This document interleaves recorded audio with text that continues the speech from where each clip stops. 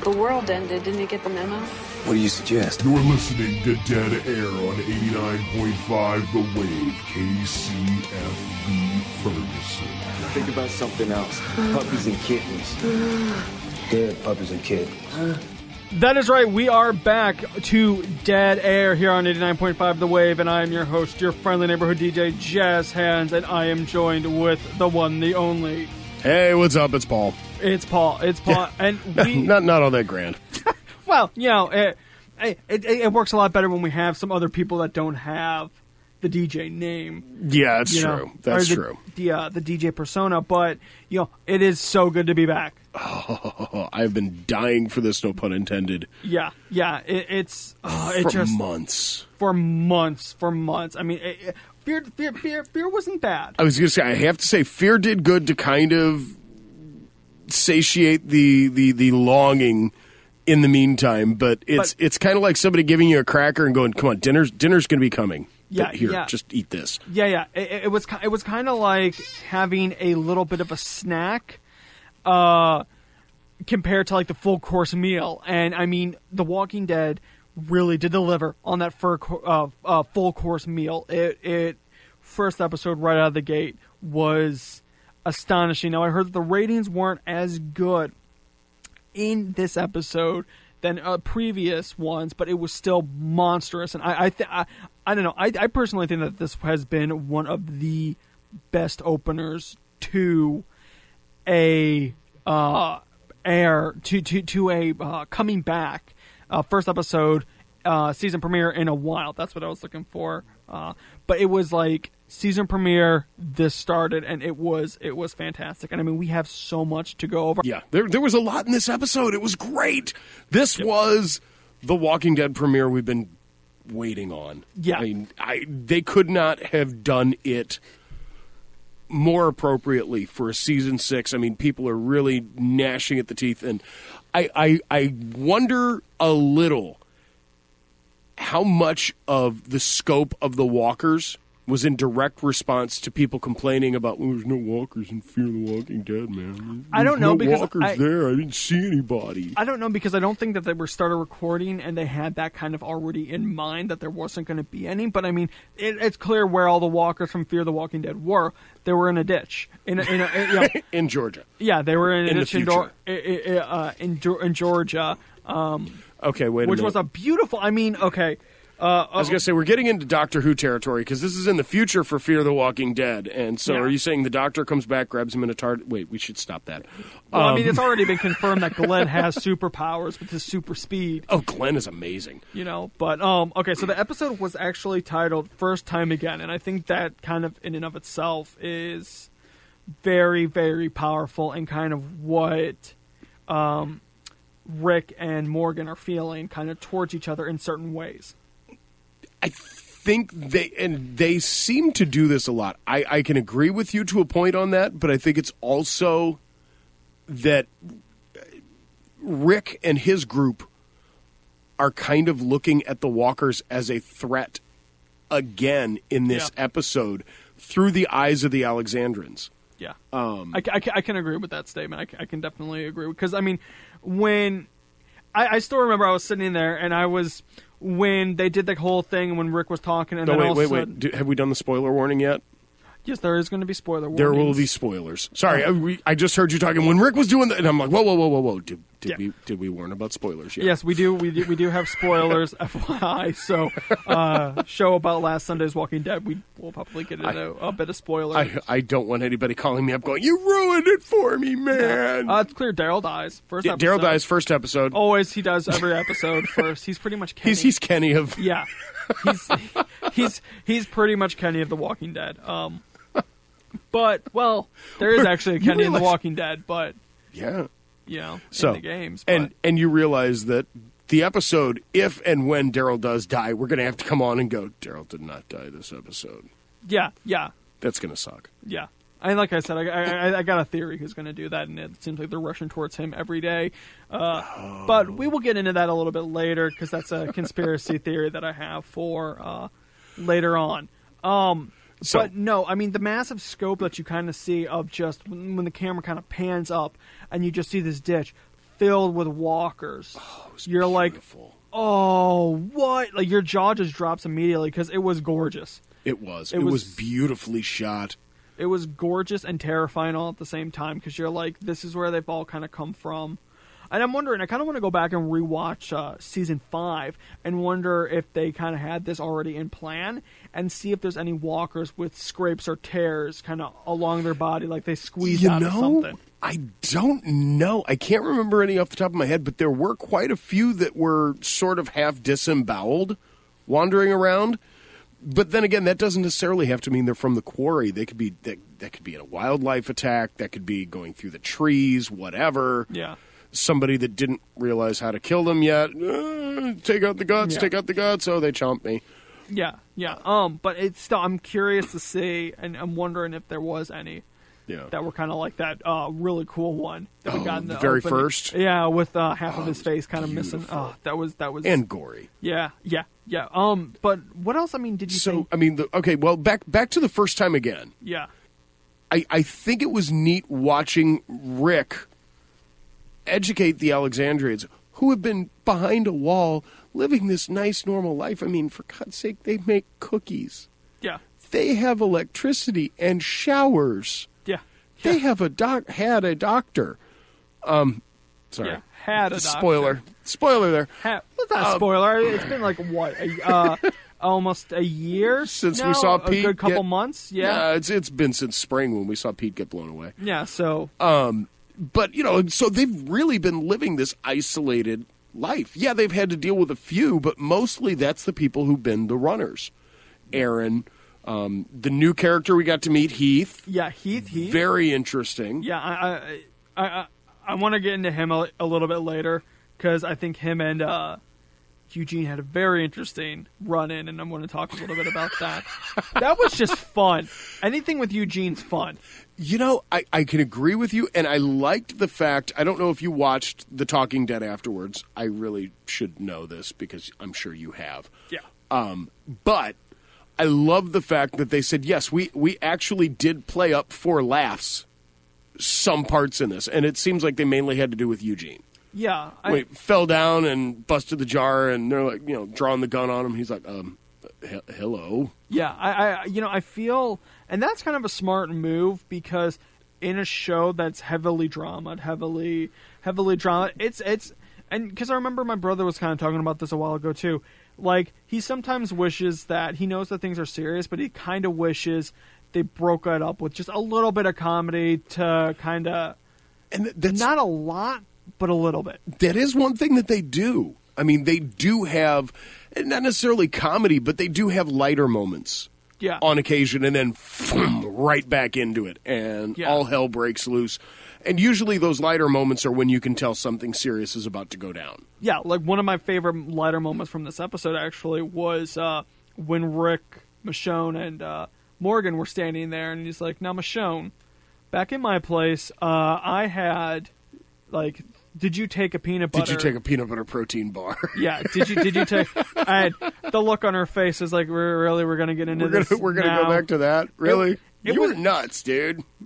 You tried to kill us with a welcome mat with like steaks underneath it. You're wondering about a protein bar? But it was still such a fun kind of moment, and it really was kind of like that. These quote unquote badass characters can get kind of goofy. And not only that, but when, Rick's sitting there and talking to Morgan, and Morgan's like, I'm sorry, I'm on the porch. This, I don't have a porch where I'm at. And Rick's like, well, here, why don't you hold Judith for a minute? And, when you're finished, why don't you go ahead and pack up and move in over here? Because you're in. You're in. And I really, really like that, because I liked, that Rick and Morgan have, according to what everybody said and against everything that was in the season 6 trailer, which, you guys, you're going to have to stop doing that, because we've caught on to it now. Yeah. Come on. Rick and Morgan are not at odds yet. Yeah. I think they may reach a point where Morgan seems to be accepting that you have to kill people. There are times you have to kill people. Yeah. But I think Rick is maybe a little bit farther along that path than Morgan is. Morgan's like, okay, I realize I have to. Rick's like, there's sometimes when, you just want to, and you do. Yeah. Well, and I think this is because their whole relationship throughout this episode was, fantastic. It really, I don't know. It was nice to see, and it was interesting to see that these two characters, who have kind of been apart for this amount of time, even though they said, oh well, we're getting to know each other again, still kind of deep down know who they are at heart. Yes. And I think Morgan might be almost a little bit farther than Rick in certain aspects, on where Rick is at this point where I feel his character is very much take charge, gun-ho, almost to the point where Shane was in season 2. I was actually going to go a little farther and say Rick is almost to governor stage. Almost. He's getting that way, and I think he needs a Morgan or a Herschel to pull him back and say, look, you need to chill. Have a protein bar. Have a peanut butter bar. Yeah. I mean, definitely with Morgan kind of being back, and this is what I was saying. Like, Morgan, I feel, has kind of gone down that route. That route. Sorry, yeah. Not the route. He's kind of gone down that route, and he's seen, and he's not. I think he has a moral compass. I think he does kind of have a somewhat moral compass. Morgan, we barely got to know you. Unlike some of the other ones where they've been like questioning, well, should we kill or shouldn't we kill? I think he's more the one to pull the trigger on that quicker. He's more of one. Morgan or Rick? Morgan. He's gonna try to advocate peace. He will try to advocate peace, but if that doesn't work, then he knows, okay, these guys have to die. I think he's at a place that's kind of farther than any character that we've seen so far. I don't know that I agree with you on that. I don't think Morgan is... I think Morgan has swung too far the opposite direction. I think Morgan is look, no, we don't have to kill... Now, zombies, all day long. Kill them. Yeah. Kill them. Knock the heads off of them, we're good. But humans, the non-turned variety... Mm-hmm. I don't think Morgan is to the point where he says, yes, we have to kill these people. Unless they've been bitten or something like that, and then it's okay. We don't, obviously, JazzHandss died. I'm in the studio with him. I'm jabbing a knife in his head because I don't want him to come back as a walker. That's one thing. But I don't know. Maybe JazzHandss did something that could cause problems to the group. We give him a second chance. Yeah. I think that's where Morgan's at right now, and I think that being back together with Rick, I think they're going to balance each other out yin and yang style. Mm-hmm. I think Morgan is going to be the one who shows Rick you don't always have to kill, and I think Rick is going to be the one to show Morgan, but sometimes you do. Yeah, I mean, you definitely need that, and I think that's what a good leader, at least in this world, kind of stands for, and Rick was kind of like that, and now he's gone swayed way too far to one side where you have to turn on beast mode when you need to, and you also have to turn it off when you need to. Yeah, when you're done and you don't have that threat, you have to be willing to set back and say, okay, everything's good. I don't have to be ruthless, crazy bearded Rick. Yeah, well, I would almost say that Rick still kind of sees the Alexandrians as a threat a little bit. Not in the sense that, like, they're going to kill me, but in the sense that they're going to get everybody that I know that I actually care about dead. Okay, I can agree with you on that. I thought you were talking about, what was his name, Calvin's plans to take over Alexandria? Yeah, no, I don't think he's worried like Carter. that. Carter. Excuse me, Carter. Yeah. And we're going to get into him a little bit later. Cause I don't think he sees the Alexandrians as a threat in that manner. Mm-hmm. And if he did, I think all of that was taken away with the little meeting and his group walking in and saying, "You're going to take this from me." It's like, that was a bad move. That was kind of dumb, Carter. Just saying, really dumb. I mean, there was a lot in that whole scene that both kind of told Rick's story and some of the others' story. And I mean, how unlucky do you have to be that you threaten Eugene, of all people? Not that big of a threat, okay? He's getting there, but he's not that bad.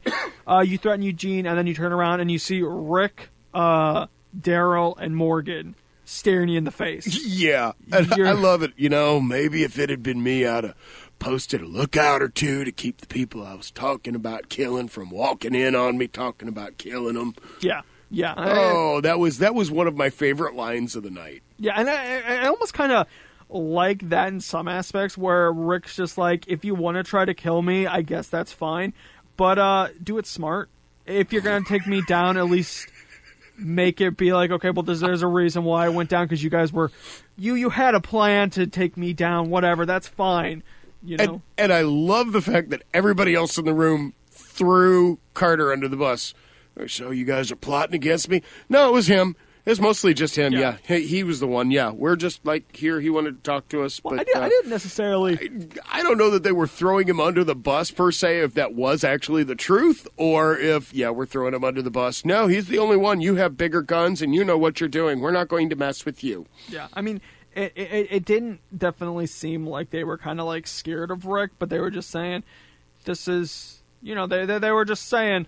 He was the one that kind of... See, I caught fear in that. I caught a little bit of, no, we were, of course not, Mr. Scary Beard Guy with the gun who shaved his beard but still scary.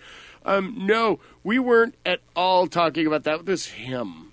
Yeah. I caught some fear in their voices on that one. Maybe. And realistically, what was the guy's name again? Carter. Realistically, you can kind of see at some points where Carter's coming from. Oh, totally. So I like that they did that, because it is essentially a guy that came out of nowhere, pointed a gun at everybody, killed somebody from, from their group. Yeah, from their group. So it's understandable that he questions it, and I'm really kind of glad that Rick did kind of let him go. And I don't know if it was what he kind of said at the end towards, I think, Morgan or Diana. No, what he said to Morgan about, I wanted to kill him. Maybe I should have, but it really doesn't matter because people like him are going to die anyway. Yeah. No, that was completely Rick. And I like the fact, though, that during the flashbacks, they showed Rick trying to, okay, here comes some. Get ready. Get your shovel ready. Mm-hmm.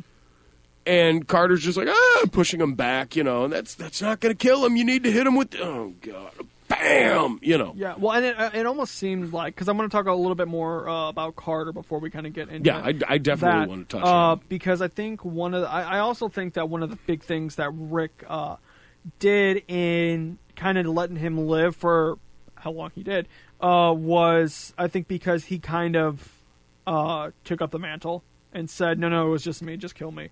Don't worry about them, just kind of kill me. He, I think, stepped up and took blame for what he was trying to do. And on some level, Rick, I think, might have been able to respect that a little bit and been like, okay, well, you messed up, but you're doing it for your friend. You owned it, and you're also doing it for your friends. You don't necessarily know, and I can kind of understand that aspect. I think Rick in this episode has, gone through a lot, and I want to talk a little bit more about coming together with Rick and Morgan. I think that's definitely something that needs to be covered. Finding themselves again. So if we're in the recap, two things we have to mention as far as the recap goes. Yeah.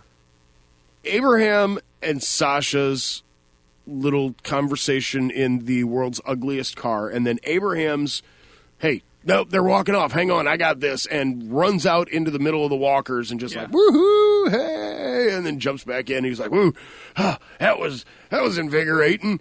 And do we think Abraham and Sasha have kind of swapped places, and Abraham is now, okay, I don't know if I want to be on this planet anymore, and Sasha is back to, no, you know what, I want to live. I don't really know about that much. It seems like either he's trying to show her, like, I don't know, what I'm kind of hoping for is that he's kind of showing her how ridiculous, not ridiculous, but how ridiculous it can be, and how it's just like, I don't think that's it. I think, especially after the scene where he takes his wedding ring off after burying Pete and puts it on the bottle of booze, and he's just drunk. Yeah, I think it's finally, and he's been at that point before. Yeah. If you went back to the flashback where he met Eugene, he was about ready to blow his own head off. Yeah. And Eugene's like, I need you to get me to Washington. I have a mullet styling appointment, and I know how to cure this thing. Yep. Oh, I need to talk about Eugene a little bit later. Yeah. But And the other thing that, actually now I thought of another one. The other two things, one, Father Gabriel throughout the entire episode, aside from the conversation with Deanna at the very beginning where you were wrong about Rick, yeah. Father Gabriel has been completely kicked to the curb the entire episode. I want to help with something. You can just stay over there. Sit down. Go home. I don't need you. Yeah. And I wonder how long that's going to continue. You know, I don't know in and of myself, and I don't even know if Rick knows. I know that he knows that he left the gate open. Oh, Rick knows he left the gate open, and Rick knows, because Rick's talked to Maggie. Rick knows Gabriel sold him out and said, you know, think? these aren't, oh, I absolutely think. Okay. The way he looked at Gabriel when Gabriel's like, I can help. No, you away. We don't need you. You're going to do this. Yeah. No, that was complete dismissive, and that was, no, you screwed over me and my people. You almost got me evicted and or killed. You did cost Reg his life. Yeah. Yeah, I do agree with that, and it was definitely a dismissive. It was definitely. Oh yeah, no, that was just. No, and you go away, I'm wondering how that comes into play a little bit later. If it's realistically, I think this episode definitely first time again. That's the name of the episode, right? I got it right. Yeah, it's okay, good. I'm getting better with the names, but first time again. I'm wondering if it's more than just dealing with the walkers again, and Rick and Morgan kind of dealing with them. I'm wondering if it's everybody else kind of feeling like it's the first time again.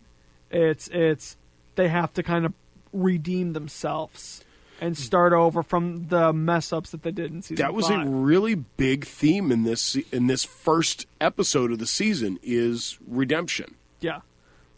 Gabriel's trying to redeem himself. Nick is trying to redeem himself. Nick definitely more ways than one. Yeah. Gabriel's a little bit more. His motives might have been, they might have been a little messed up, but you could still somewhat see where he's coming from. No, not Gabriel. From these people are dangerous. They killed these people in this church. Yes, they're protective and stuff, but then to these nice, kind of wholesome people, I can understand a little bit where the mix, not the mix-up, but where he would be very, very hesitant and thinking that Rick and his group are kind of bad and don't deserve it. No. I completely disagree because, number one, everything that they have done getting to Alexandria has been very protective of Gabriel. Gabriel would not have made it to Alexandria. Gabriel wouldn't have made it out of his church. Yeah. I mean, let's face it, the dude was a goner. Yeah. I mean, I agree, and I'm not saying that his motives were right. I'm saying I can understand somewhat where they would be. I can't. Even for a man of God, at some point you have to look and say, okay, the world has changed, the rules have changed. And yes, Rick and his crew have committed murder. Yeah. They murdered the Terminites. Yep. They have murdered people that were out to cause harm to the group, to individual members of the group. They have done horrible things. But they have done that in the service of protecting themselves, protecting their group. And it's not that they just indiscriminately murder. Yeah. I mean, let's face it. Gabriel was part of the group that when they first met Aaron. Yeah. And they didn't murder Aaron. Yeah. They checked. They made sure. But they didn't kill him. They threatened to kill him. Yeah. Eventually it checked out and they said, okay, you know what? We're going to go. We're going to do this. We're going to make this okay. And when it came to the point of, okay, now everybody's fine, they no longer threatened Aaron. Yeah. And so I can't see Gabriel justifying, oh, well, these are bad people. They've done horrible things. Yes, they have. who hasn't in order to survive out there now? Yeah. But for him to come up and say these are evil people, they don't deserve a place like this. It's like, Gabriel, look around. The people that are in here won't be able to survive once someone strong outside of those walls finds out what they have. Yeah. And that's what this new reality is about. Yeah. The strong find out where the weak are holed up and take what they have. Yeah, yeah. I mean, it's like I said, his motives aren't right. Gabriel just flat out screwed up. Yeah, Gabriel definitely screwed up, but I mean... But Nick, and the other one, Eugene. Eugene is going for redemption in this one. That I think can be debated, because I think his redemption was definitely kind of when he saved Tara, and when he messed up, and yes, it was a big mess up, but he still got them to Alexandria. He was the cause of getting them to Alexandria. And that was a big, big step. But Eugene is tending to be a little more... I mean, he stepped up. He was on the gate. Okay, granted, he got tricked into it. But he was... And this will... We can lead into your conversation about Heath. We're going to be taking a break here in a minute or two. He was upholding his duties. When Heath came up, he's like, well, seeing as I do not recognize you, and even though I respect your hair game. That was a beautiful moment, by the way. That was a gorgeous moment. I love that Eugene has... But he was not going to let Heath through. Yeah. And then Heath is like, the only thing you're delaying right now is me getting in, and that's not going to make me kill you. It's going to make me want to beat the crap out of you. I think I should let you in now. Yeah. But that's not the way, and I think Eugene's not stupid. No. He's very, very smart. He's not very good at social interaction, but he's very, very intelligent. And I think he could tell this isn't Eugene's brain is processing, and he's like, this isn't the way somebody who is trying to get in, who does not belong in here, is going to act. This is the way somebody who belongs in here and is being stopped by someone who doesn't know squat is going to act.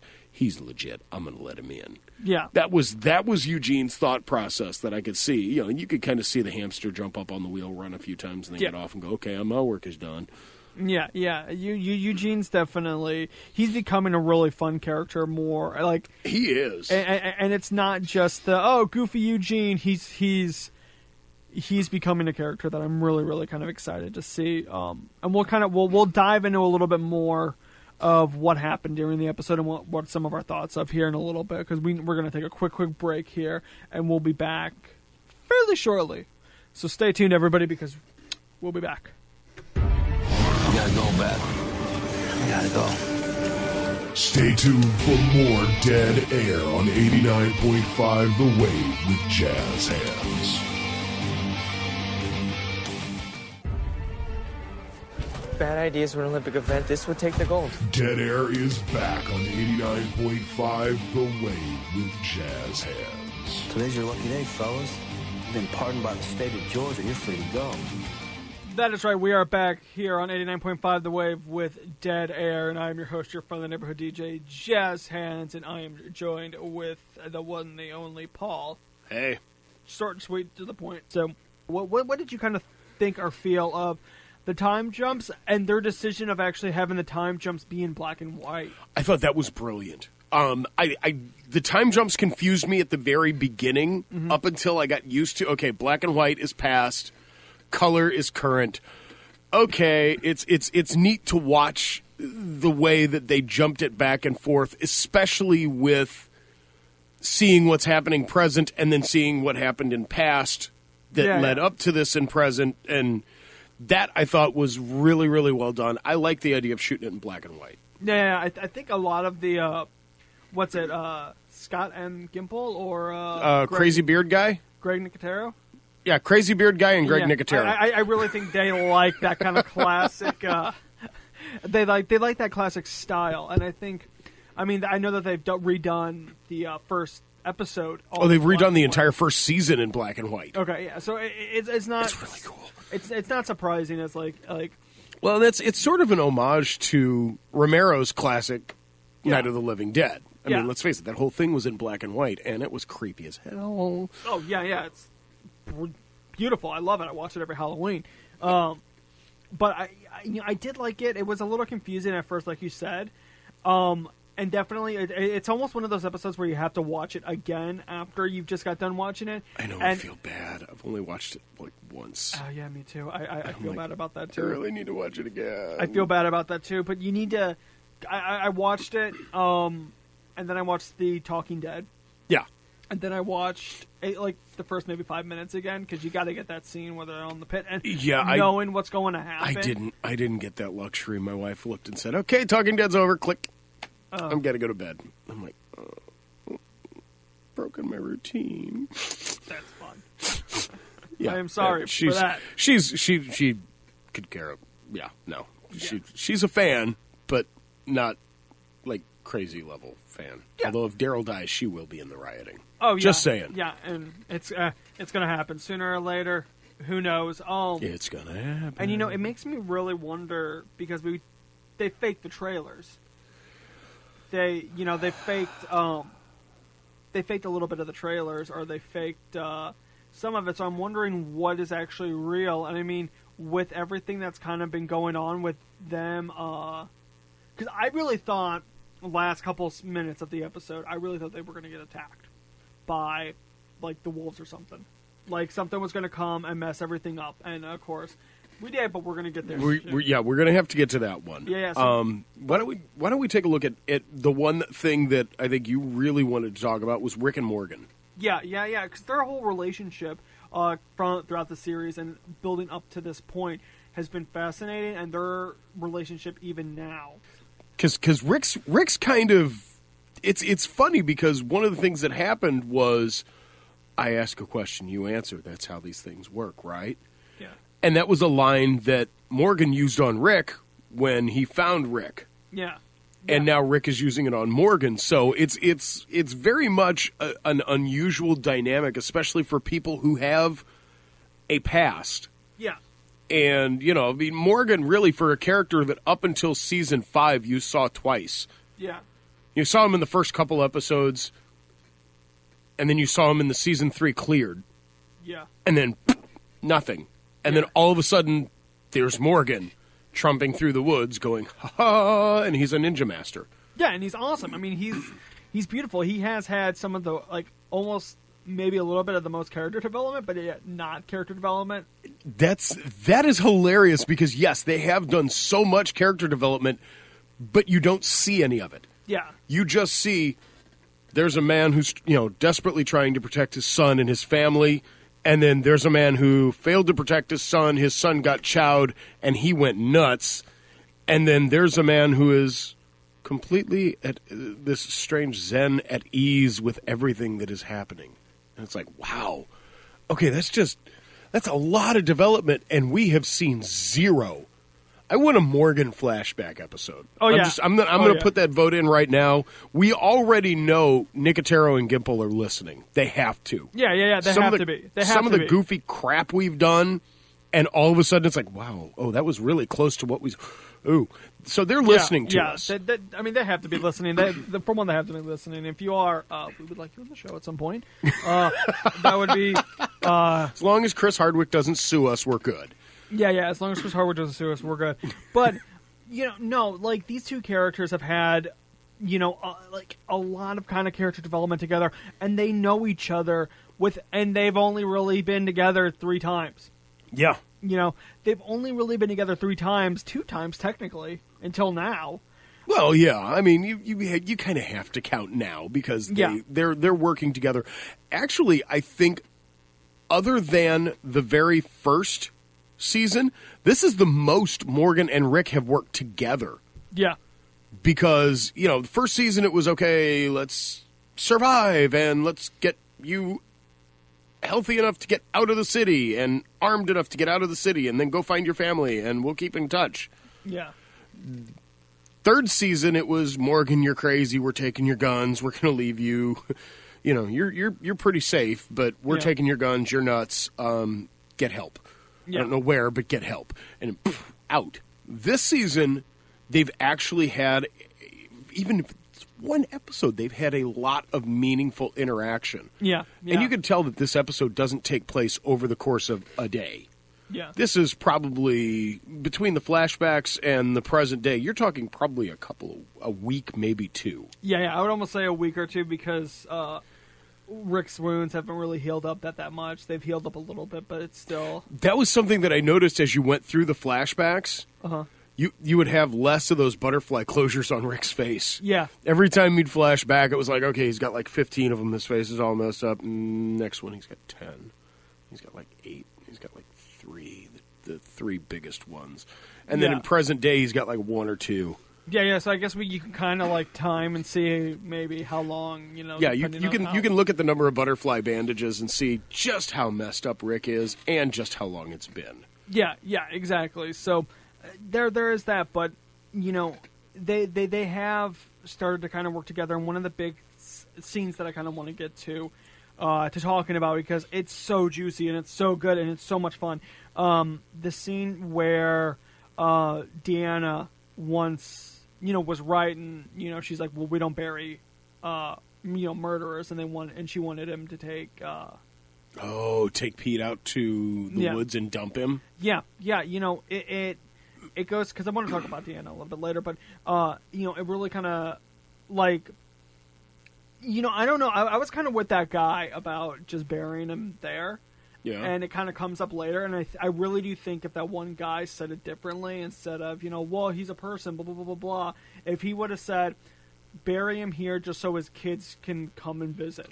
I can agree. I think Rick would have said, well, we don't like burying murderers with our people, but okay. Yeah, for that, I really do think. And even towards the end of the episode, or not the end of that little flashback, Rick kind of got it, and that's where, him and Morgan really kind of started having it, because Morgan has a very interesting and unique ability to where he can look at somebody and get them right off the bat. Oh, we'll talk about that in just a minute. Oh, yeah. But, you have to think, had it not been for them saying, oh, we're going to take Pete out and bury him in the middle of nowhere, they wouldn't have found the quarry. Yeah.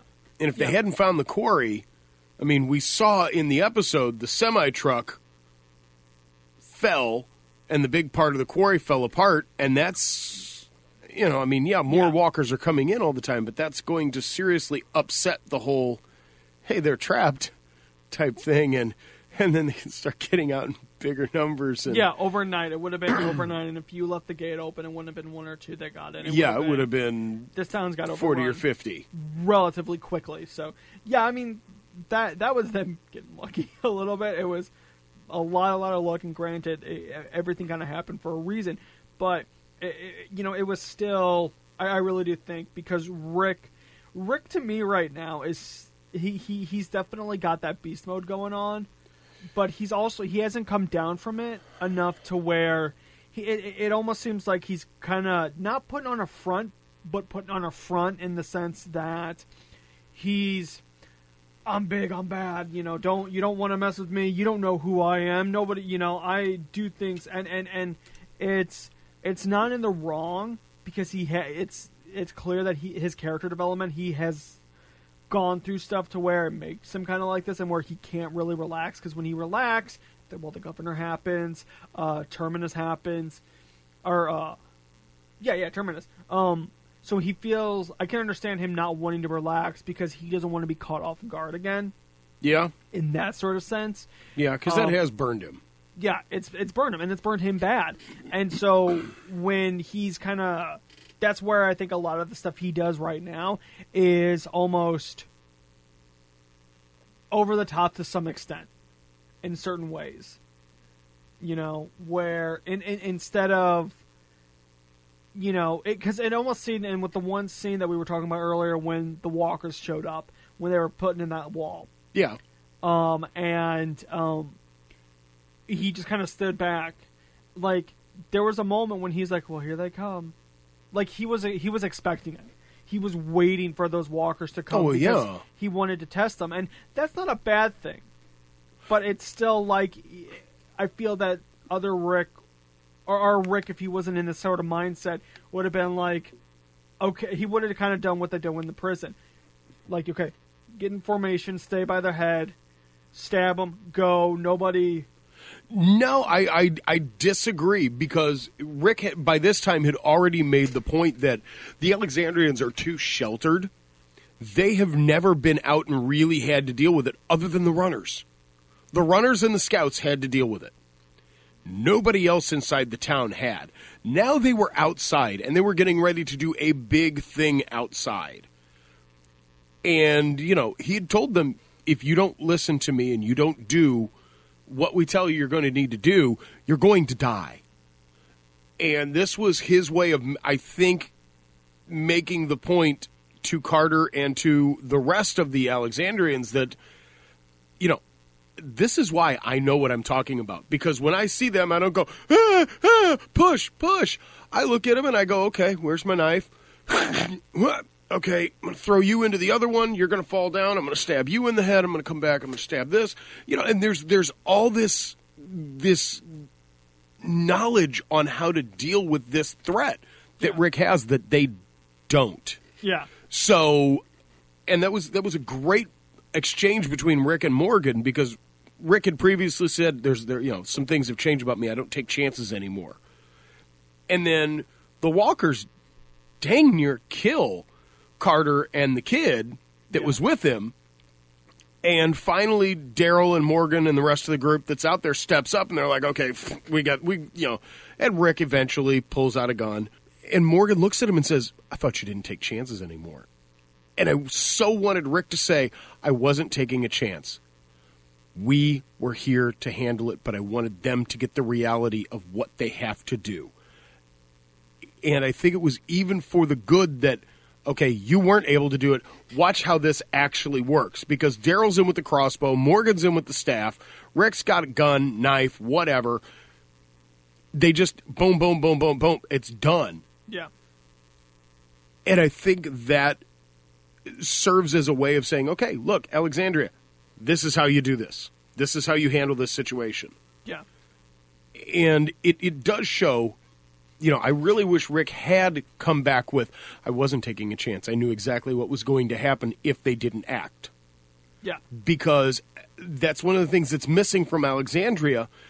People don't know how other people react because they've never been in that situation. Yeah. Rick's group, they know how each other reacts. Yeah. Rick knows if things go south, Daryl's going to be popping up with a crossbow going thunk, thunk, thunk. He even still trusts Morgan enough to know that if the duty hits the fan, Morgan's going to have that staff swinging and zombie heads flying all over the place. Yeah, yeah. He doesn't doubt that Morgan and Daryl have his back for a second. Yeah. And the Alexandrians have to learn how to work as a team like that. Yeah. To where you don't necessarily know that someone's there, but you trust that they will have your back. You don't see that they're going, okay, it's okay. If they come at you, I'll get them. It's just, I'm going to go save what I need to save. I'm going to do what I need to do. And if something's coming up on my back, another one of my team is going to be there. Yeah. It's that trust that Rick's group has in each other. Yeah. They don't go out and just blindly, oh, well, we're just going to take a chance and, they may cut us down. They may, I may get bit tonight, but. Yeah, well, and that definitely shows with all of them how Glenn has a plan for everything. Split second, he walked in with Nick and the new guy. I forget his name. Heath? Heath. How he was like, okay, well, we're going to do this, and we're going to do this. Okay, well, we have to do this. Yeah. You have to walk in, you have to take in as much information as you possibly can and figure out a plan to get out. And process it quick. Yeah. You got to process it quick, and you got to move quick. You gotta move quick in this world. And it's kind of going back on kind of what Rick was saying, because I do wish he did come back and say, no, I knew what was going to happen. I agree. I wish that would have happened, because my brother made up a really good point where sometimes because he didn't say that, it seems very much that Rick kind of picks and chooses the rules he kind of makes. Yeah. At certain moments where it's like, I don't take chances, and then he does. He does take chances. And yeah, I can really see that. And oh God, one of the other things, I don't know if we're going to have enough time to talk about everything. One of the other things is the Jesse and Ron correlation. Because you know, when everything came back with you know, because Ron followed Rick and Morgan to bury Pete, and that's how they found the quarry, and walkers were coming and the whole 9 yards. If you don't mind, I want to kind of talk a little bit about that whole scene about Morgan really saying, "No, Rick, I know you. I know who you are," and you know, Rick's like, "Oh no, you don't. You don't know me," and then Rick eventually does Barry instead of just leaving it. You know, it's one of those things where I really do, and it's what you said earlier. Morgan balances Rick out to where Rick will put his best foot forward. At first, he was just like, you know, let's bury him. And I even think maybe if Ron didn't, that's his name, right? Yeah, Ron. If Ron didn't show up and say, you know, I want to see where my father's buried, or I want to see where my father's going to be. Yeah. You know, I really don't think Rick might have not done it, but I think with that and the combination of Morgan being like, I know who you are, he went, okay, I will respect this. And you know, maybe he's right. It's a start. It's a baby step. Yeah, and I really see Morgan as being not necessarily the moral compass, because I really don't want Morgan to die just yet. No, but I see him as being the other half of Rick. Yeah, he is the light side of Rick. He's got a little bit of dark. Yeah, but he's the light side of Rick. He's the one that counterbalances Rick's darkness, because Rick is, I said it before, I'll say it again, Rick is like 2 margaritas shy of becoming the governor. Yeah. You know, I mean, just one good drunken night and he's like, you know what, Alexander is mine. I got this. And then, you know, maybe we will have the scene where Morgan goes, I know Rick, I know how to take him out, I can do it. Please don't let that happen. Yeah, but you know, I hope that doesn't happen. I don't think it is. I think that these two characters are good, and I even think if, you know, the stuff does hit the fan, Morgan will be the one to maybe kind of talk Rick down. I can agree with you. I think it's going to be a combination of Morgan, Daryl, and Glenn. Yeah. I think Michonne may be in it somewhere, but I think Michonne's getting ready to head into her own. She got out of her head a little bit in 5? I think so, yeah. Yeah, she got out of her head in the first half of 5. Well, when she was walking? Yeah. I think that was... That was either 4? That was the end of 4? Okay. End of 4. Yeah. All right, because, she got out of her head a little bit, and I think Michonne, especially when she's faced with Sasha... Uh-huh. And the issues that Sasha's having, I think Michonne's going to have herself a little bit of a breakdown. Because if you remember, when Sasha was shooting out in the woods, season 5, and Michonne and Rosita showed up, and Michonne started popping walkers, and she's like, you don't need to help me. And she's like, this isn't for you. And Michonne was just pop, pop, pop, pop, pop. Michonne's got something ticking upstairs. See, I don't know, because for me it feels like okay, because I think, didn't Morgan and her kind of, besides the peanut butter bar, have a little back and forth about how she knew, like, they kind of understand each other because he knew. And I think she's at the point where he's kind of at now, a little bit behind, though. Not all life is precious. Like, she's one to, you know, I'll kill. Oh, yeah. I'll kill. But she's also kind of at the point where she lost herself. But now she's refound herself once again, and she's stronger for it. And I think, what was it? The second part of season 5, when she's like, no, we got to keep going. We got to. There has to be something out here. Just 10 more miles. Let's just go 10 more miles. See if there's anything. You know, I think she has. That was her optimist. Coming in. Yeah, I think she's come back. I think she is stronger for it, and I think her and Morgan are on like the same kind of wavelength of. I can agree on that. We were lost and now we're back, and I'm wondering if this is going to also kind of be like what happened with Rick, where maybe, because we've seen him kind of lose it, but he's always kind of come back, but we haven't seen him lose it for a while, and it seems like both Morgan and Michonne have lost it for a while, and then kind of came back. Well, Rick lost it for a while when Lori died. Yeah, but wasn't that like an episode or two? Well... No, Rick was pretty much useless for the rest of the season after Lori died. Yeah. I mean, let's face it, he was a goner. He was just, he was receiving phone calls, and he was hallucinating pretty badly. Yeah. And, one could argue that Rick lost it the entire season. He switched from Sheriff Rick to Farmer Rick. I wouldn't say that was losing it. I would kind of go as far as saying that was more of him realizing that it can be a democracy, and him really trying to not step down as the leader, but to step down as the leader in some sense, if that makes sense. I really think that was the part where Rick decided, I don't want to be the governor. Yeah. And now it's kind of like he's turning into it. Yeah, he is. And like I said, I think the ones that are going to pull him back are going to be Morgan, Daryl, and Glenn. Yeah, because I mean, even Daryl, like, because Jack and I kind of joked, it was the scene between him and Rick, where he's just like, surviving is getting more people. Yeah. We kind of jokingly said that was kind of like if your girlfriend's ever mad at you, like, no, go have fun, or like if someone's mad at you and it's just like, no, don't do dishes, it's fine, or so it was. The joke just fell on its face, guys. Yeah. I am sorry. Yeah, sorry. But no, it was very much. It's clear that Rick, almost just Rick, seems to like everybody respects him as the leader because they got him this far, but everyone else is kind of disagreeing with Rick right now. Yeah, they are, but they're not. They're like, okay, well, we need to get this wall, and it's because Rick, I think, knows how to survive. Rick absolutely knows how to survive. And I'm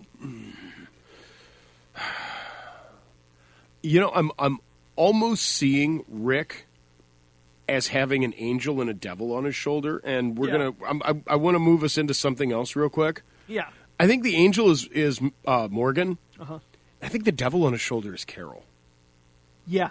Because Carol is very, very, for someone who really didn't have to deal with the governor, boy, she sure does kind of know his style. Yeah. Yeah. She's wearing she's wearing the governor pants. She's definitely and I think the one that's pushing Rick closer is Carol, and I thought it was great when Morgan and Carol had their little exchange where he's like, "Oh, so how long have you known Rick?" I've been with him since Atlanta. Really? You another cop? And you could see that beat in Carol's face where she's like, whoa. He's seeing, no, I'm a homemaker. Look at me. Ugly sweater. I bake cookies. And no, why would you say that? And he's that like, scene was brilliant, by you're the way. always on guard, always alert, always ready. Kind of looks like a cop to me. And she's just like, oh, you're such a sweetie. Yeah. And it's like in the inside you can hear Carol going, he knows. Yeah, and I really hope it doesn't come into play that she's going to try to do something to Morgan because she's worried about him. I don't think that's going to happen. I don't think that's going to happen. But it still makes me worried because as much as I hate to say it, we know Carol, we love Carol, but it's also kind of like if it becomes between Morgan and Carol, it's Carol. I'm leaning more towards Morgan. Like, oh no, Morgan would be who I want. Carol is who's going to win. Yeah. Because Carol will not hesitate. Yeah. Morgan, I don't want to kill you. Carol's like, I don't have that problem. Bang! Yeah. Let's face it. Yeah, and that scene where it was just like, there's walkers there, and she's like, oh my, what do we do? That was hilarious. That was hilarious. But she's Shatner acting in that point. Oh, yeah. Oh, my God. Oh, they are coming. We must flee. Please, someone help us now. Yeah. Like, she was... She's Shatnering. Yeah, she was so Shatnering. But I love the fact. I think we're going to take a little bit of a break. Okay. Here, and then when we get back, I definitely want to touch on and talk about Nick and Glenn and how they kind of brought Tara into the situation. And Maggie. I want to talk about that. And maybe, I don't think Maggie was real happy about that. Yeah. And then I think we maybe talk a little bit about Maggie and maybe what her role is to help Deanna, and if something else is going on that we picked up on. I'm pretty sure something else is going on. So is the internet, which means they're either somebody's seen the script or the internet picked up on things and, they're going to try and change everything out. I don't know. Yeah. So, and then maybe we'll get into who we think is the horn. Who's hitting the horn? Yep. And maybe we can talk about the plan, but we got a lot of stuff, so stay tuned because we will be back after a short break. Stay tuned. I gotta go, Beth. I gotta go. Stay tuned for more Dead Air on 89.5 The Wave with Jazz Hands. Bad ideas for an Olympic event. This would take the gold. Dead Air is back on 89.5 The Wave with Jazz Hands. Today's your lucky day, fellas. You've been pardoned by the state of Georgia. You're free to go. That is right. We are back here on 89.5 The Wave, and I am your host, your friendly neighborhood DJ, JazzHandss, and I am joined today with the one, the only Paul. Hey. We're hanging out, talking about last Sunday's epic Walking Dead episode, and if you like what we're doing, you can go over to our Facebook page, facebook.com/STLDeadAir, and you can hear this and get a whole bunch more information about Dead Air and Walking Dead, and it's a lot of fun. It's a lot of fun, so check out our Facebook, because we much appreciate it. So, let's now dive back into kind of what we were talking about, and I've been wanting to talk about this for a while. What were your necessarily thoughts on Glenn and Maggie telling Tara about Nick? Well, it wasn't just Nick. It was also because Tara mentioned, well, "Where's Noah? I want to see Noah and tell him about." Oh yeah, Noah's not here. And then I think they filled Tara in on Nick, and I think Tara and Maggie were both kind of like, "And he's still alive. Why? He tried to kill you. He did get Noah killed. Mm-hmm. He's tried to kill you multiple times. Really? He's still alive?" But I don't think that Tara trusts him. I think Maggie's kind of following Glenn's lead and saying, hey, if you think he can be redeemed, then I'll trust you with it. And I loved the comparison that I believe it was it Rick or Maggie that made to Tara about Nick? I think it was Maggie that told... Yeah, it was Maggie that said, we saw you on the other side of the fence when the governor was attacking. Yeah, and we could have killed you, but, now you're one of the most important people in my life. And, yeah. I don't, I understand where Maggie was coming from, but I'm also kind of like, I don't know, for me, I'm wondering if Tara might have been like, well, it's still kind of coming up now. And I don't know if Tara necessarily has even kind of forgiven herself for that still.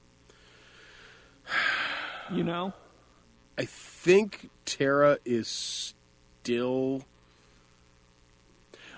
I think Tara's beyond that because she has become such an integral part of the group. Yeah. That she's not beating herself up over everything that happened with everything as far as the governor and getting mixed in on that. Because really she had no idea who the governor was. Yeah. I mean, it's not like she said, "Oh, well, this guy's pretty decent and he likes to kill people." I'm down with that.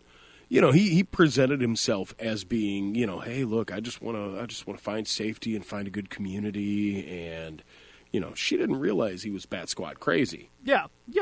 I mean, so it's definitely like she didn't know, and that's okay, but I'm wondering, I still think that she's still not there yet. Because, I mean, the look on her face when she hugged Maggie was still kind of like that of hurt, and that she did mess up a little bit.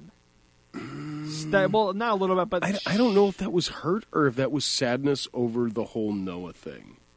Yeah. Because that seemed to hit her, and her and Noah were getting kind of close. Yeah. So I can see that being really, really hard for Tara to deal with. Yeah. But by the same token, I see Tara's complete and utter mistrust of Nick. Yeah.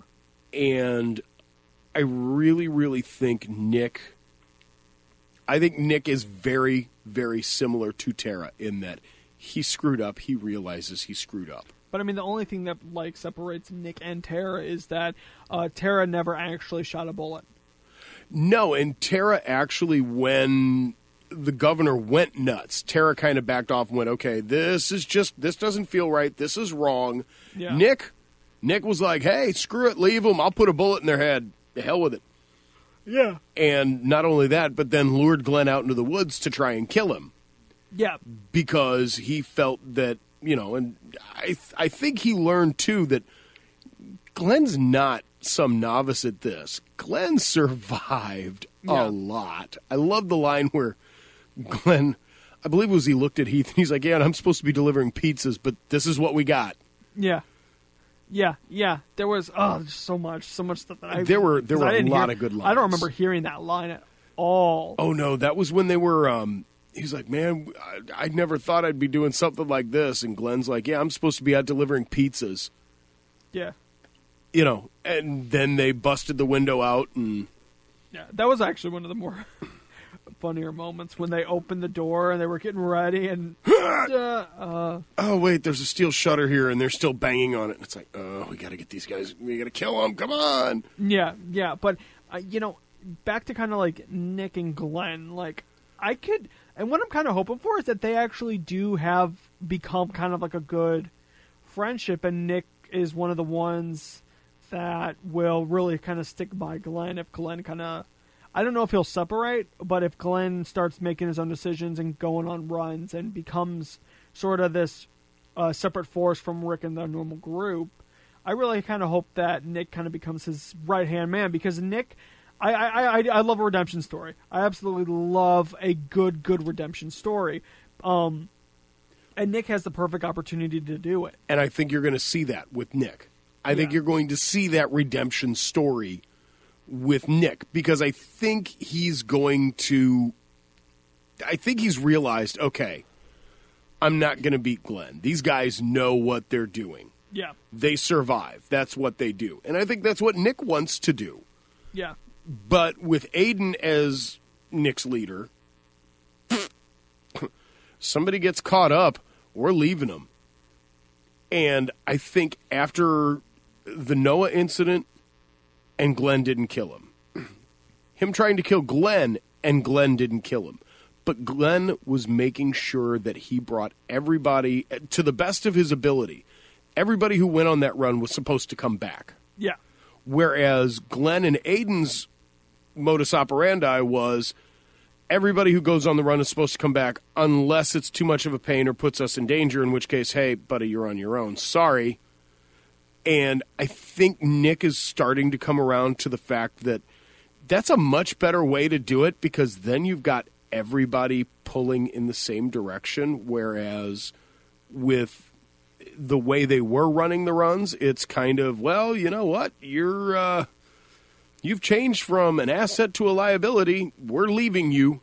Yeah, and it's clear that what Glenn did is definitely working out for Nick, because when Glenn told Nick to stay back, and then Nick he disobeyed Glenn's rule a little bit about, hey, just stay there and stuff, but he went in to save somebody. Yeah.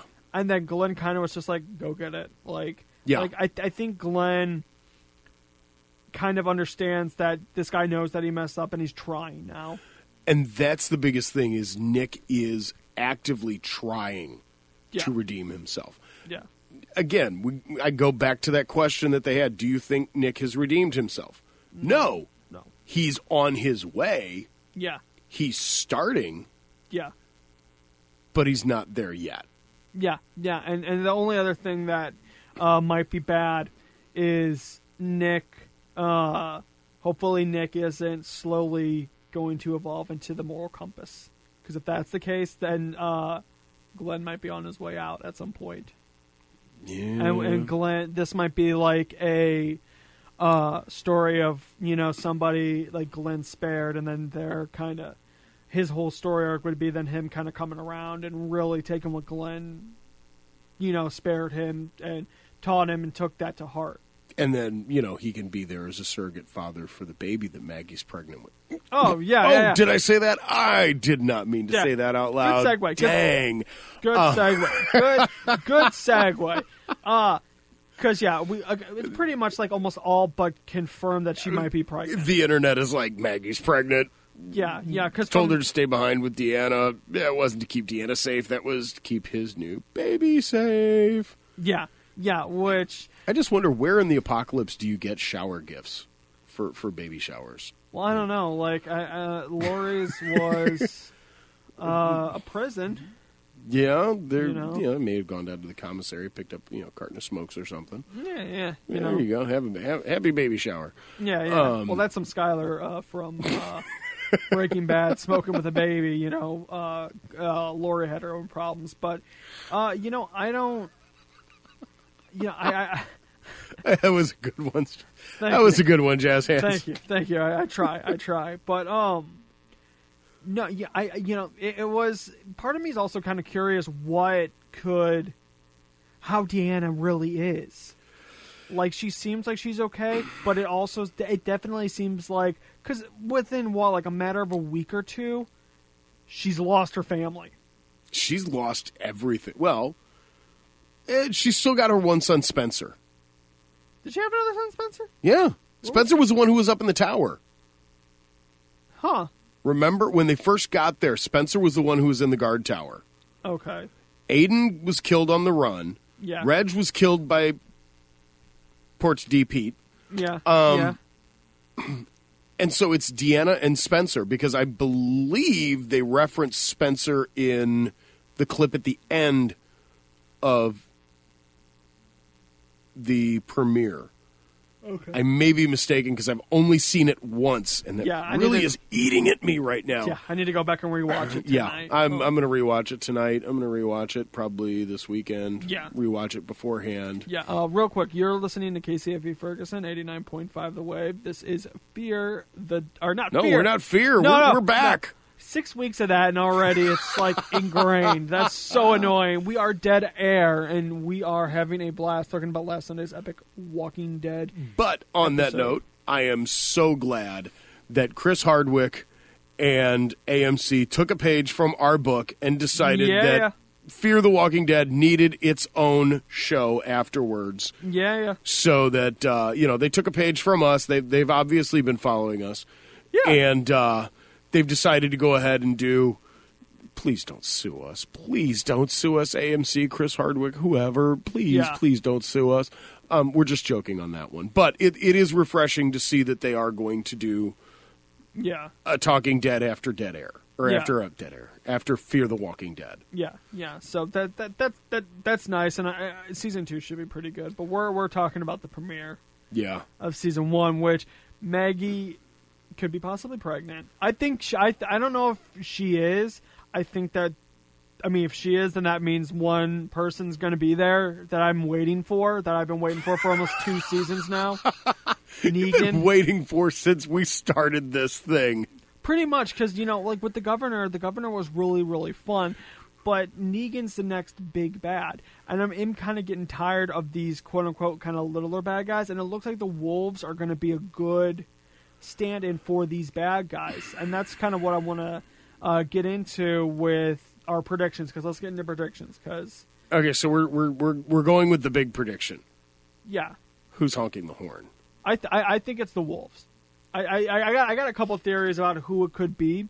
I think it might be the Wolves. So wait, you think the reason for it is the Wolves, or you think the Wolves are actually doing the honking? Both.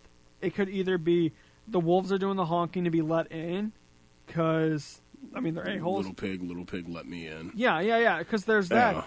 Or they are attacking, and I think that the next episode is going to be about not pick up where the horn starts, but it's going to be what's going on at the exact same time as the parade. As the smelliest parade in the history of Virginia? Yeah, so I think it's going to be at the exact same time and start, and we're going to see the Wolves come and attack it.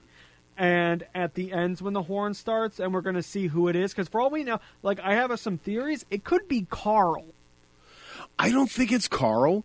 And now, looking at what we saw in the little tease at the end. Yeah, because the next episode is called... JSS. Yeah, JSS. Which is an interesting title, and that's what Enid is scrawling on the inside of the window of the car she ducks into. Yep. Which, But what we saw of that was basically a bunch of people with guns shutting the doors. They're not going to get in. They're not going to get in. That doesn't sound like they're talking about walkers. That sounds like they're talking about people. Yeah. Yeah. And that really leads me to believe that, yes, you are correct. The Wolves will have, because realistically, the Wolves have shown that they're not stupid, that they scope something out before they attack it. Morgan. Yeah. They knew Morgan, kind of walked around, had his little staff, ate oatmeal, didn't seem like he was much of a threat. And he kicked the snot out of him, which was beautiful to watch. Yeah. I don't think it's just those two guys. I think the Wolves are a larger group than that. Oh, yeah. Those are... I could see those two people being... like the scouts. Yeah, low-level scouts. Low-level scouts that are in... And there's a bigger picture and a bigger group. I agree, because I don't think those two numbskulls could have lured that many walkers into the 3 trailers at the food company. Yeah. I don't think they could have come up with that kind of a trap. Yeah. I mean, there's just no way. So I do think that the Wolves have probably been watching Alexandria, especially since they got Aaron's backpack. Yep. In the season finale of last year's. Yep. I would assume that if they see most of the big bads in the town bailing, that they would choose that moment to attack. Or wait until, because they had to have known what they were doing. Yeah.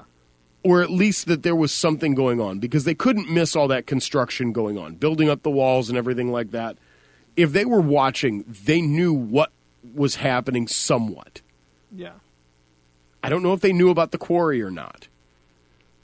What I'm interested in is if this is the Wolves trying to get in and someone from the inside sounded the horn, what are the Wolves going to do when their tactic is used against them?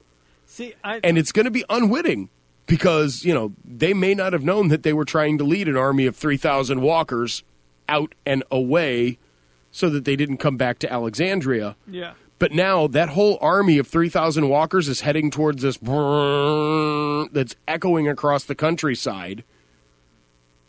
What's going to happen when the walkers are outside, or the Wolves are outside the wall, and all of a sudden this army of shambling corpses comes up?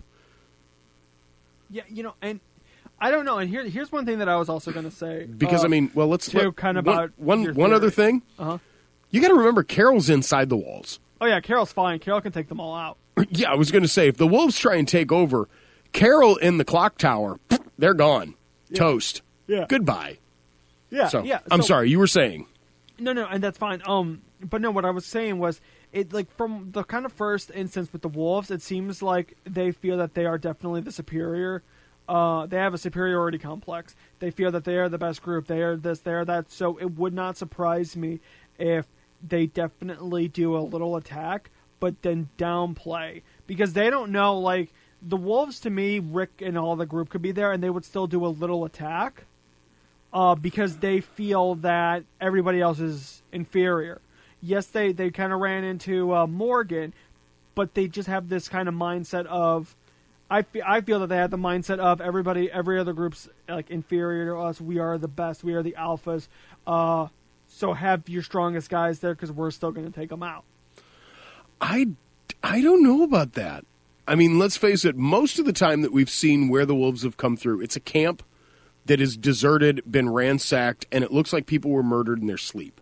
Yeah. So I don't think they're necessarily, we are the best, we are the baddest. I think they're... we're going to find you when you're weak or when your guard is down, and we're going to kill you and take what you have. Yeah. They came upon Morgan, and they were brave enough that one guy sat down, but you notice there was another guy back behind. Yeah. So that when Morgan started whooping the hell out of, Mr. Give me all of your stuff. I'm going to take your life, too. Yeah. And Morgan said, I can't let you do that. And he took a start at him. Morgan whooped him up. All of a sudden, dude number 2 comes out of the woods, and now he's got 2 of them to face. Yeah. So it's not like, they're confident enough that they're the biggest and the baddest that, nothing is going to happen to them. Yeah. They were a little nervous about Morgan, considering they sent 2 people after him. Yeah. So I can see them saying, you know what, we're going to wait until the big bads leave, because I'm sure if they've been following the group at all, and I think they have, I think they've scouted this group. Yeah. I think they've scouted Alexandria. I think they've scouted this group, and I think they know what people like Daryl, Rick, Morgan, Michonne are capable of. The thing is, Carol is a huge sleeper. Yeah.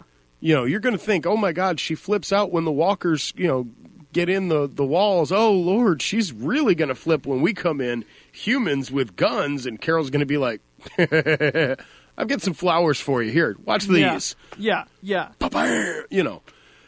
Carol, let's face it, if they'd given Carol a good sight and a rifle with a couple of rounds of ammunition and some gasoline bombs and a bottle rocket, she could have basically eliminated that entire quarry full of walkers. Oh, yeah. And that's what I thought Let's they were gonna face do it. at the first part. I didn't know they were going to lure them away, but...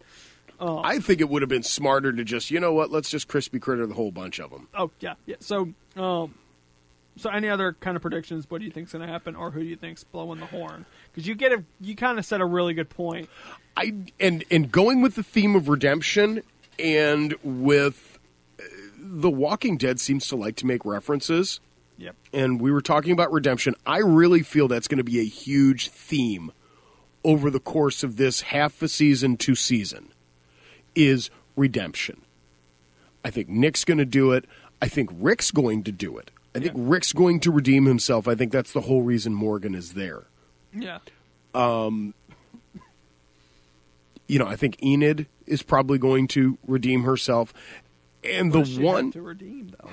we don't know what kind of shady stuff she's doing on the side, and why she's scratching JSS on the inside of the car window when she gets in. I could almost see her being a quote unquote sleeper agent too. I could see her being I could see her being a sleeper for the wolves, and her dad, who was exiled, is one of the wolves. Yeah, yeah. But that's neither here nor there.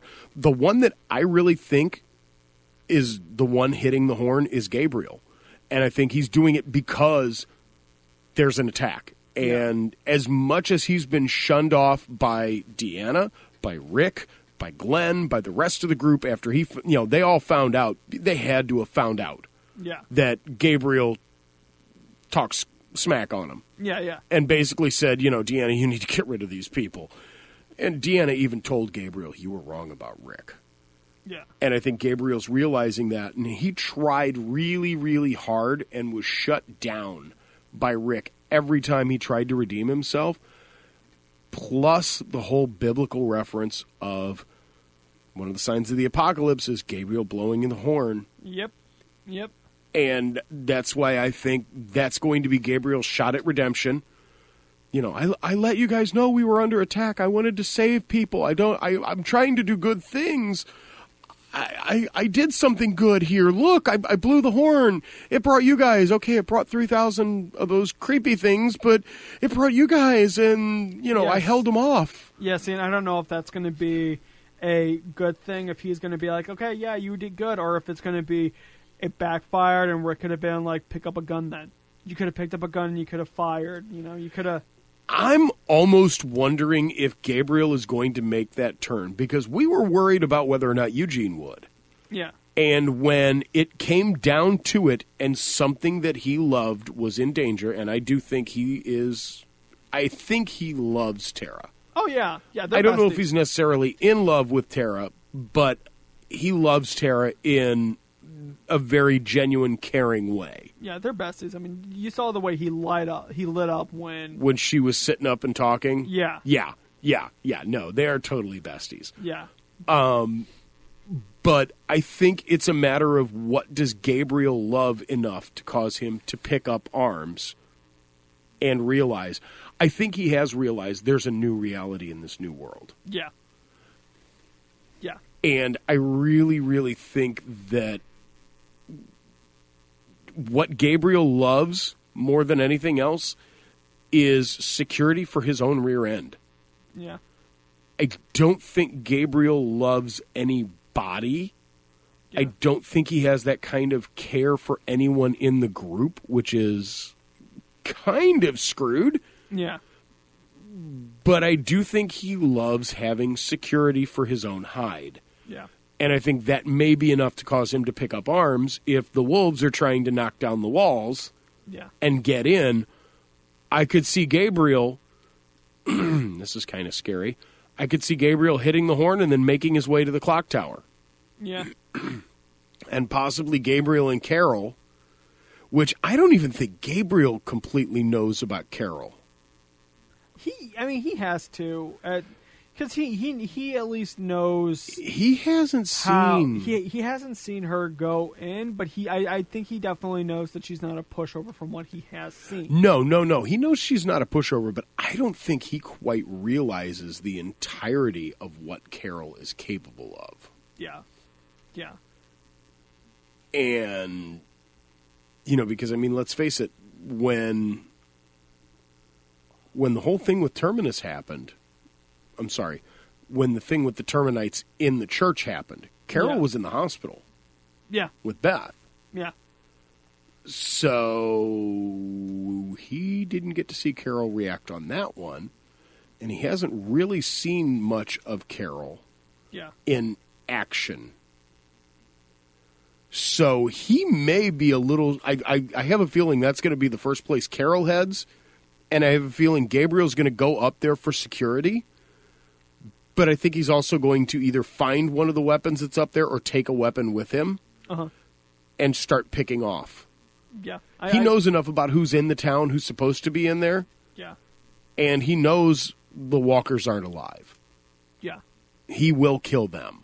Yeah. He's already demonstrated that with bludgeoning the one to death.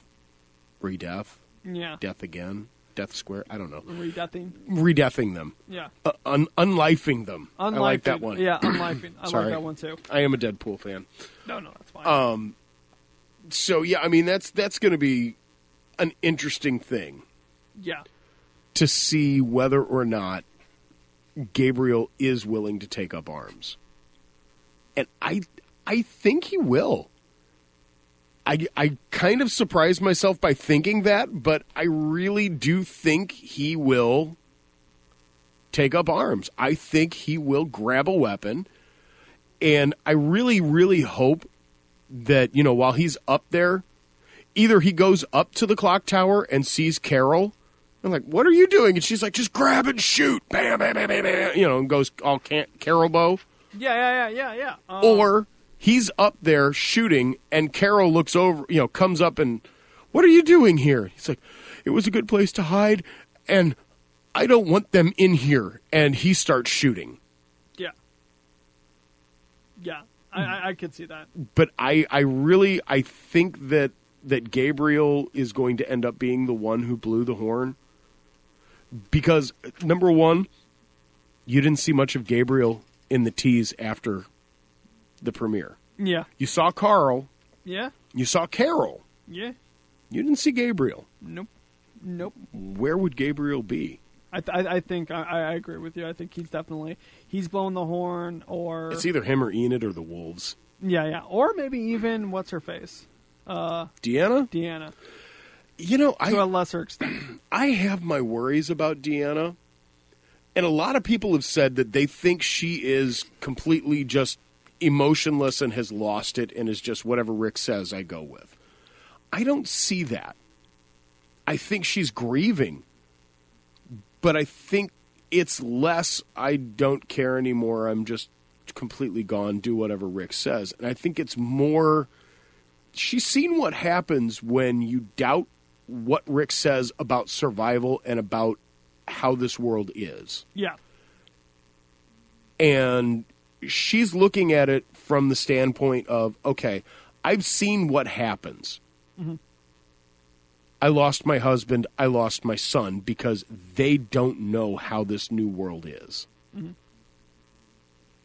I don't think she's doing it from a place of apathy or a place of grief. I think she's doing it from a place of, he knows what he's doing. I think if Rick were to say something too outlandish, for instance, I think if Rick would have shot Carter dead, Yeah. I think Deanna would have been like, okay, Rick, wait a minute. He was threatening to overthrow me and take the town back. This is not your town. This is our town. Yeah. We all have to live here. Yeah. But since it didn't come to that, we never got to see that. I don't think Deanna is as broken as a lot of people think. Yeah. I think she is broken. Just not to the extent that some people imagine she is. Yeah. Yeah. And I can agree with that. And honestly, I think that's kind of a good wrapping up, point. I think we've covered a lot. There was a lot to cover. Yeah. It was a really, really big episode. And I had a lot of fun.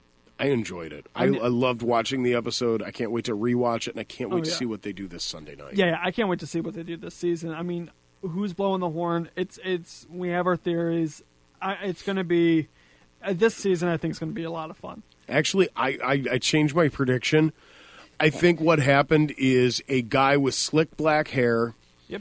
And a leather jacket and fingerless leather gloves pulled up in a semi full of, butt whoopers, all carrying barbed wire wrap baseball bats. If that actually happens, and he's laying on the horn. Oh, I'm gonna die if that actually happens. But yeah, written across the side of the semi truck is Negan Incorporated. Yeah. And it's Negan and a bunch of little Negan clones are all pulling the horn. That has to be it. Yeah. But so yes, I can't wait for Negan to get in. But thanks everybody. So much for tuning in. I had a blast. It's been a lot of fun. Tune in next Thursday. Next Thursday, because that's when we're going to be doing it. We'll do this again. Yep, I'm very definitely. Hopefully, excited. we have some more people then. Yeah. We should. I think I might push it back to 2. Okay, like the normal time. Yeah, if we're only going hour-long episodes, maybe we can wrap it in an hour. Yeah. So either way, thanks everybody for tuning in. I had a blast. It's been fun, and we will see you next week. All right, have a good one. Bye-bye, guys.